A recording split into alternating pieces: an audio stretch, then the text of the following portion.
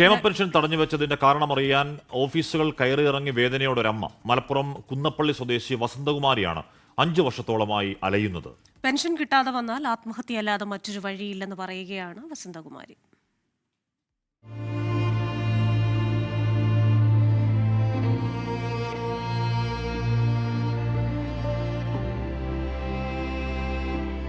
അൻപത്തിയൊൻപത് വയസ്സുണ്ട് പെരിന്തൽമണ്ണ കുന്നപ്പള്ളി സ്വദേശി വസന്തകുമാരിക്ക്.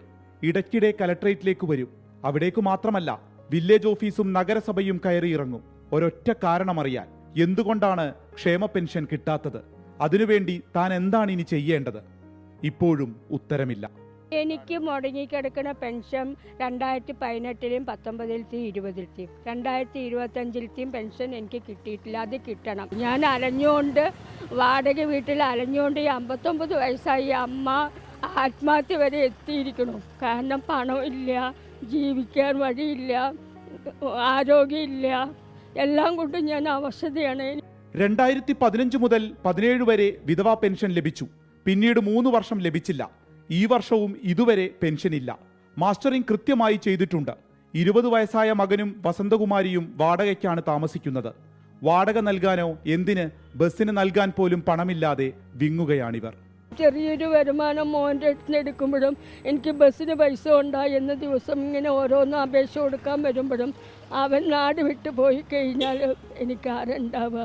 എന്തുകൊണ്ടാണ് എന്നെ അർഹതപ്പെട്ട പണം എനിക്ക് തരാതെ മുനിസിപ്പാലിറ്റിക്കാരും വില്ലേജ് ഓഫീസറും അതേപറ്റിയുള്ള വാർഡ് മെമ്പർമാരും ഒത്തുകളിക്കുന്നത് എന്തിനാണ്? അടിയന്തരമായി നടപടിയെടുക്കണമെന്നാവശ്യപ്പെട്ട് ജില്ലാ കലക്ടർ പെരിന്തൽമണ്ണ മുനിസിപ്പൽ സെക്രട്ടറിക്ക് നിർദ്ദേശം നൽകിയിട്ടുണ്ട്. സാങ്കേതിക കാരണങ്ങളാണ് ഉദ്യോഗസ്ഥർ പറയുന്നത്. പെൻഷൻ കിട്ടാൻ എന്താണ് ചെയ്യേണ്ടത് എന്നതിന് ഉത്തരം തേടി അവശതയ്ക്കിടയിലും യാത്ര തുടരുകയാണ് ഈ അമ്മ.